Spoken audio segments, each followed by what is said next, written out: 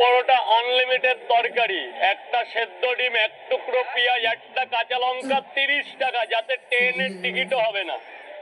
তখন রাজুদার সেই পরোটা আনলিমিটেড তরকারি, একটা কাঁচা লঙ্কা, একটা সিদ্ধ ডিম, 30 টাকা, যাতে হয় না ট্রেনের টিকিট।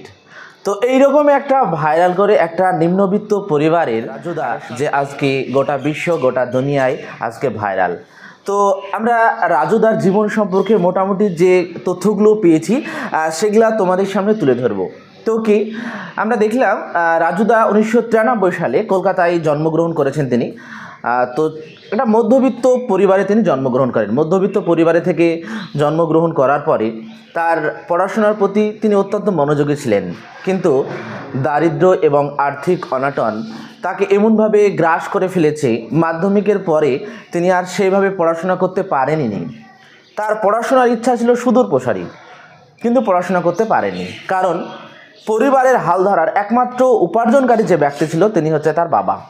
কিন্তু তার বাবার হঠাৎ এমন একটা অসুস্থ হয়ে যায় এবং তার বাবা সঙ্গে সঙ্গে যে কাজটা করতেন সেই কাজটাও হারিয়ে যায়। রাজুদা রাষ্ট্রবিজ্ঞান নিয়ে পড়াশোনার ইচ্ছা ছিল, তো রাষ্ট্রবিজ্ঞান নিয়ে পড়াশোনার জন্য বিভিন্ন কলেজে অ্যাপ্লাই করলেও পড়ার যে টাকাটা সেই টাকাটা রাজুদা জোগাড় করতে পারেননি। রাজুদার জীবনে এমনই এক করুণ মর্মর শিকার দুঃখ। রাজুদার দাদা স্বপন দা একটা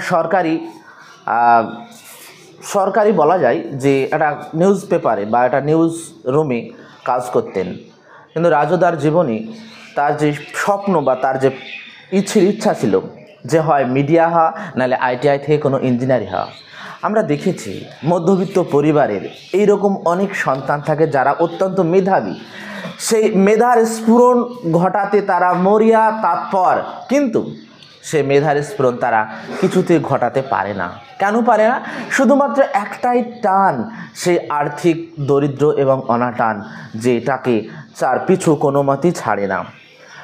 তো রাজুদা আমরা জানলাম 14 বছর ধরে রাজুদা তার পরোটার ব্যবসা করে গেছে। 2025 সালে তার 15 বছর এই পরোটার ব্যবসা অতিক্রম করছে। 2023 সালে রাজুদার কাছ থেকে একটা ছোট্ট ইন্টারভিউ নেওয়া হয়, সেই রাজুদা আজকে নেট দুনিয়ায় ভাইরাল। সত্যি কি রাজুদা কোনো বড় প্ল্যাটফর্ম পাবে থেকে? কিন্তু আমরা একটা জিনিস দেখেছি, বিভিন্ন ভিডিও দেখে একটা জিনিস বুঝতে পেরেছি যে রাজুদার মনে কিন্তু কোনো রকমভাবে আত্ম অহংকার বা কিছুই নেই।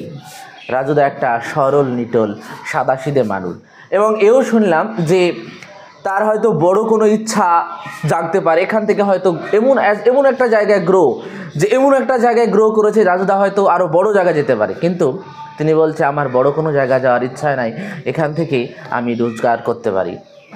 তাকে দেখে যারা হাসাহাসি করতো, আজ সেই রাজুদাকে দেখেই যারা বন্ধুগুলো ইন্সপায়ার হচ্ছে যে মানুষের জীবন এটা কি বলে, যে ভাগ্য কখন যে কার কিভাবে খুলে যায়, এটা জানাটা সত্যি ঈশ্বরের কৃপায় যেন রাজুদা আরও বড় জায়গায় যেতে পারে, এই কামনা বা এই বাসনা এই আক্তালু স্টার বেঙ্গলি চ্যানেলের পক্ষ থেকে থাকবে। তোমাদের হয়তো মনে হতে পারে যে এই এডুকেশন চ্যানেলে এই ভিডিও কেন? দেখো, এডুকেশন চ্যানেলে এই ভিডিওটি দিতাম না, কিন্তু দেওয়ার পেছনে একটা কারণ আছে। কারণটা কি? একটা মধ্যবিত্ত পরিবারে থেকে কিভাবে বিলং করে সে একটা উচ্চতর জায়গায় যেতে পারে, তারই জন্য এই ভিডিওটা দেওয়া। তো যাই হোক, ভিডিওটা দেখে উপকৃত হলে চ্যানেলটি সাবস্ক্রাইব করো এবং প্রচুর পরিমাণে লাইক কমেন্ট শেয়ার করতে একদম ভুলো না।